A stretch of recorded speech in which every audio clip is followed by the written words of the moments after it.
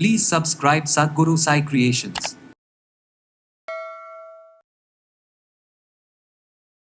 அதிகமான ஆசிட் செக்ரேஷனால் உங்களுக்கு வயிற்று பகுதியில் ஸ்டொமக் லேயரில் இன்டர்னல் லேயரில் எல்லாமே அந்த மியூக்கஸ் மெம்பரைனில் ஸோ இந்த கேஸ்ட்ரைட்டிஸ் இருக்கிறவங்க பார்த்தீங்கன்னா எப்போவுமே டயர்டாக ஃபீல் பண்ணுவாங்க, எரிஞ்சு விடுறது, வயிறு ரொம்ப எரிச்சலாக இருக்கே. நம்ம உடலில் இருக்கக்கூடிய இந்த அதிகமான உஷ்ணம், அதாவது பித்தம்னு சொல்லுவாங்க, இந்த பித்தத்தோடம் அதிகரிக்கிறதுக்கு ஒரு சிலருக்கு மோஷன் போகும்போது கருப்பாக போகுதான்னு செக் பண்ணிக்கோங்க.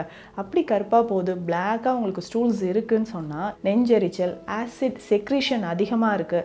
இந்த மாதிரி பிரச்சனைகள் எல்லாத்துக்குமே காலையில் எம்டி ஸ்டொமக்கில் நல்லா ஸ்ட்ராங்காக ஒரு காஃபியோ டீயோ குடிச்சிட்டு அப்படியே விட்டுருவீங்க. டைரெக்டாக நம்ம லஞ்சு தான் சாப்பிட்றீங்க. ஆனால் டெய்லி ரெகுலராக ஒரு 21 days குடிங்க.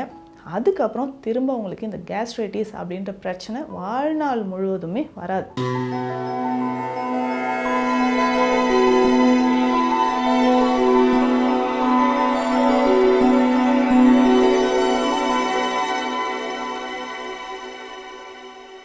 சத்குரு சாய் கிரியேஷன் வியூவர்ஸ் அனைவருக்கும் வணக்கம். நான் டாக்டர் நித்யா, சித்தா ஃபிசிஷியன். இந்த சம்மர் வந்துட்டாவேங்க அதிகமான ஒரு நெஞ்செரிச்சல் இருந்துக்கிட்டே இருக்கும், இன்டைஜஷன் ப்ராப்ளம் இருக்குது.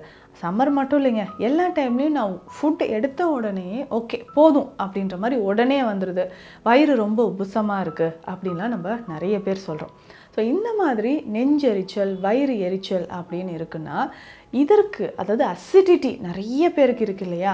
ஸோ எண்டோஸ்கோப் எடுத்து பார்க்கும்போது சொல்லுவாங்க எரோஷன் இருக்குது. எரோஷன்னா உள்ளே நமக்கு இன்ஃப்ளமேஷன் ஆகியிருக்கு. அதிகமான ஆசிட் செக்ரேஷனால் உங்களுக்கு வயிற்று பகுதியில் ஸ்டொமக் லேயரில் இன்டர்னல் லேயரில் எல்லாமே அந்த மியூக்கஸ் மெம்பரைனில் சின்னதாக அல்சர், புண்கள் வந்திருக்கிற மாதிரி. ஒரு சிலருக்கு இந்த அசிடிட்டி அதிகமாச்சுன்னா வாயிலுமே புண்கள் வரும், மவுத் அல்சர் நம்ம பார்த்துருப்போம். ஸோ அந்த மாதிரி வயிறு பகுதியிலையும் ஜெர்ட் ப்ராப்ளம் இருக்கும். ஜெர்ட் ப்ராப்ளம்னா நம்ம சாப்பிட்ற உணவோ இல்லை ஆசிடோ நீங்கள் நைட்டில் தூங்கிட்டு இருக்கும்போதோ இல்லை நார்மலாக இருக்கும்போதோ அப்படியே எதிர்த்துட்டு மேலே வர மாதிரி ஆசிட் ரிஃப்ளெக்ஸ், நெஞ்சு அப்படியே எரிச்சலாக இருக்கிற மாதிரி இருக்கிறது. ஆண்ட்ரல் கேஸ்ட்ரைட்டிஸ் அப்படின்ற ப்ராப்ளமும் இன்றைக்கி நிறைய பேருக்கு இருக்குது. இந்த கேஸ்ட்ரைட்டிஸை எப்படிங்க சரி செய்யலாம்? நம்ம உடலில் இருக்கக்கூடிய இந்த அதிகமான உஷ்ணம், அதாவது பித்தம்னு சொல்லுவாங்க, இந்த பித்தத்தோடம் அதிகரிக்கிறதுக்கு நம்ம செய்யக்கூடிய சில விஷயங்களே காரணமாக இருக்குது. ஸோ ஃபஸ்ட்டு என்ன விஷயம்னா, நைட்டு சரியாக தூங்காமல் இருக்கீங்க அப்படின்னு சொல்லும்பொழுது ஆசிட் ரிஃப்ளெக்ஸ் அதிகமாகவே இருக்குங்க. ஸோ நம்ம உடலில் அந்த ஆசிட் செக்ரீஷன், எதுக்குங்க இந்த ஆசிட் செக்ரீட் ஆகுது? நம்ம சாப்பிட்ற உணவு நல்லா டைஜஷன் ஆகணும் இல்லையா. ஸோ இதுதான் டைஜஸ்டிவ் என்சைம்ஸ் அப்படின்னு சொல்லுவோம். இது ரொம்ப ஆசிட் நேச்சர் இருக்குங்க. உணவு வயிற்றில் இல்லாத போது இந்த ஆசிட் அதிகமாக செக்ரேட் ஆச்சுன்னா அது என்ன ஆகுதுன்னா, நம்ம ஸ்டொமக்கில் இருக்கக்கூடிய மியூக்கஸ் மெம்பரைன், ஸ்டொமக் லேயர்ஸே அதை அரிக்க ஆரம்பிச்சிடும். சிலருக்கு பெர்ஃபரேஷன் அப்படின்னு சொல்லக்கூடிய இந்த ஆசிட் அதிகமாக செக்ரேட் ஆகி உள்ள துளைகள் வரவும் வாய்ப்பு இருக்குது. அப்போது அதிகமாக இன்டர்னல் ப்ளீடிங் இருக்கும். ஒரு சிலருக்கு மோஷன் போகும்போது கருப்பாக போகுதான்னு செக் பண்ணிக்கோங்க. அப்படி கருப்பாக போகுது, பிளாக்காக உங்களுக்கு ஸ்டூல்ஸ் இருக்குதுன்னு சொன்னால் இன்டர்னல் ப்ளீடிங் இருக்குது அப்படின்னு அர்த்தம்.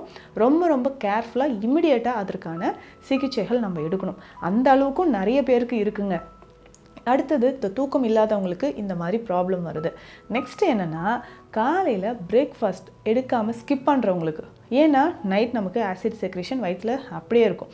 காலையில் எம்டி ஸ்டொமக்கில் நல்லா ஸ்ட்ராங்காக ஒரு காஃபியோ டீயோ குடிச்சிட்டு அப்படியே விட்டுருவீங்க. டைரெக்டாக நம்ம லஞ்சு தான் சாப்பிட்றீங்க.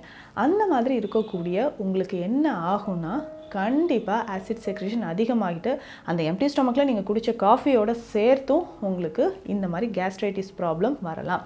நிறைய பேர், அதுவும் லேடிஸ் ஸ்பெஷலாக காலையில் ஃபுட் எடுக்கிறதே, பிரேக்ஃபாஸ்ட் எடுக்கிறதே கிடையாது. டைரெக்டாக நான் வந்து லஞ்ச் சாப்பிட்டுக்கிறேன், வீட்டில் இவ்வளோ ஒர்க் இருக்குது, ஸோ ஒர்க்கெல்லாம் முடிச்சுட்டு நான் சாப்பிட்டுக்கிறேன் அப்படின்ட்டு 11 o'clock 12 o'clock வரைக்கும் நீங்கள் சாப்பிடாமல் இருந்தீங்கன்னா கேஸ்ட்ரைட்டிஸ் ப்ராப்ளம் கண்டிப்பாக வர ஆரம்பிச்சிடும். ஸோ இதனுடைய சேர்ந்து ஐபிஎஸ் கண்டிஷன், இரிட்டபிள் பவல் சிண்ட்ரோம்னு சொல்லுவோம். அதாவது இன்டெஸ்டைன் ஃபுல்லாகவே நமக்கு சின்னதாக அல்சர் ஃபார்ம் ஆக ஆரம்பிச்சிடும். ஸோ அந்த மாதிரி பிரச்சனையும் உங்களில் நிறைய பேருக்கு இருக்கும். கேஸ்ட்ரைட்டிஸ் இருக்கிற நிறைய பேருக்கு என்ன ஆகும்னா, ஆனஸில் உங்களுடைய ஆசனவாய் பகுதியிலையும் ஒவ்வொரு டைம் மோஷன் போகும்போதும் அதிகமான எரிச்சல், ஃபிஷர்ஸ் வர்றது. ஒரு வாட்டி மோஷன் போயிட்டு வந்துட்டாங்கன்னா ஒரு 2 hours வரைக்குமே அந்த எரிச்சல் இருந்துக்கிட்டே இருக்குங்க அப்படின்னு சொல்கிறீங்க. ஸோ இதுக்கு ஜென்ரலாக நம்ம என்ன பண்ணலாம்? ஸோ டெய்லி நிறைய பேர் இதை சொல்லியிருப்பாங்க, தேங்காய் பால் சாப்பிடுங்க அப்படின்னு. ஸோ தேங்காய் பாலை பொறுத்த வரைக்கும் இது பெஸ்ட் டெமுல்சன்ட் அப்படின்னு சொல்லலாம். நம்ம வயிற்றுப்பகுதியில் இருக்கக்கூடிய அந்த எரிச்சலை, ஆசிடை நியூட்ரலைஸ் பண்ணுறதுக்கு தேங்காய் பால் ரொம்ப முக்கியம். நான் சொல்கிற மாதிரி இந்த தேங்காய் பாலை குடிச்சு பாருங்கள். ஆனால் டெய்லி ரெகுலராக ஒரு 21 டேஸ் குடிங்க. அதுக்கப்புறம் திரும்ப உங்களுக்கு இந்த கேஸ்ட்ரைட்டிஸ் அப்படின்ற பிரச்சனை வாழ்நாள் முழுவதுமே வராது. எப்படி இதை செய்யலான்னா, பாதாம் பீசின் கேள்விப்பட்டிருப்பீங்க இல்லையா? நிறைய பேர் இதை ஃபாலோ பண்ணிகிட்ருப்பீங்க.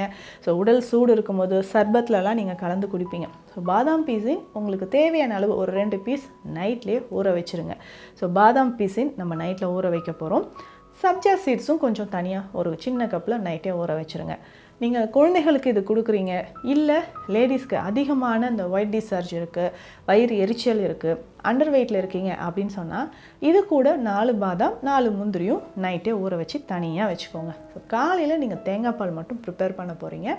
அதுக்கப்புறம் இந்த பாதாம் முந்திரியை நல்லா மிக்சியில் அரைச்சி இந்த தேங்காய் பாலோட மிக்ஸ் பண்ணிக்கோங்க.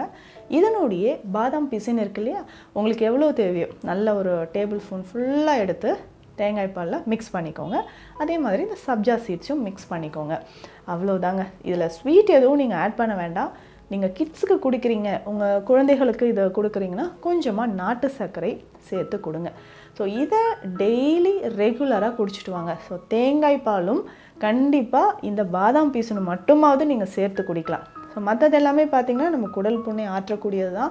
ஸோ காலையில் உங்களுக்கு நல்ல ஸ்டாமினா வரும். ஸோ இந்த கேஸ்ட்ரைட்டிஸ் இருக்கிறவங்க பார்த்திங்கன்னா எப்போவுமே டயர்டாக ஃபீல் பண்ணுவாங்க, எரிஞ்சு விடுறது, வயிறு ரொம்ப எரிச்சலாக இருக்கே, எந்த ஒர்க்லேயும் நம்மளால் கான்சன்ட்ரேட் பண்ணவே முடியலையே அப்படின்னு நீங்கள் நினைப்பீங்க.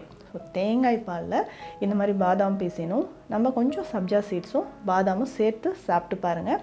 கொஞ்சம் கொஞ்சமாக இந்த கேஸ்ட்ரைட்டிஸ் வயிறு புண்ணு உங்களுக்கு அப்படியே கூலாக குறைய ஆரம்பிச்சிடும். ஸோ ரொம்ப எரிச்சல் இருக்குது அப்படின்னு சொல்லும்பொழுது டெய்லி காலையில் இதை குடிச்சிட்டே வரலாம். அதே மாதிரி இதில் கொஞ்சமாக நாட்டு சர்க்கரை சேர்த்து உங்கள் கிட்ஸுக்கு கொடுத்துக்கிட்டே வாங்க. அண்டர் வெயிட்டில் இருக்காங்க, சரியாக சாப்பிட மாட்டுறாங்க அப்படின்னு சொல்கிற கிட்ஸும் இதுக்கு காலையில் இதை நீங்கள் குடிச்சிக்கிட்டே வரலாம். இதனோட சேர்த்து சித்த மருத்துவத்தில் இருக்கக்கூடிய ஏலாதி சூரணமும் பயன்படுத்தலாம். ஸோ ஏலாதி சூரணம் நிறைய பதிவுகளில் நானும் சொல்லியிருக்கேன். அந்த வயிறு எரிச்சல் குணமாகிறதுக்கு இதை நீங்கள் எடுத்துக்கலாம்.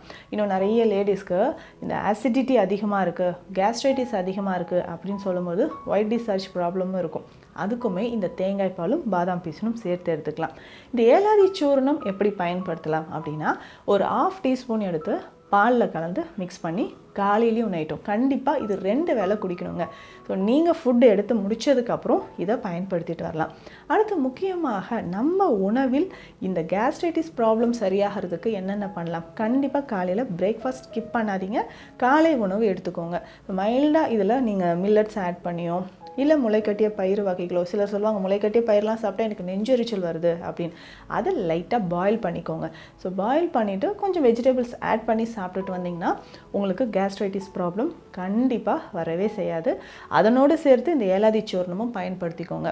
உணவில் அடிக்கடி சுண்டைக்காய், அதுவும் இந்த பால் சுண்டைக்காய்ன்னு சொல்லுவாங்க. ஸோ வயிறு எரிச்சலுக்கு, நெஞ்செரிச்சல், ஆசிட் செக்ரீஷன் அதிகமாக இருக்குது, இந்த மாதிரி பிரச்சனைகள் எல்லாத்துக்குமே சுண்டைக்காய் உங்களுக்கு பெஸ்ட்டாக இருக்கும்.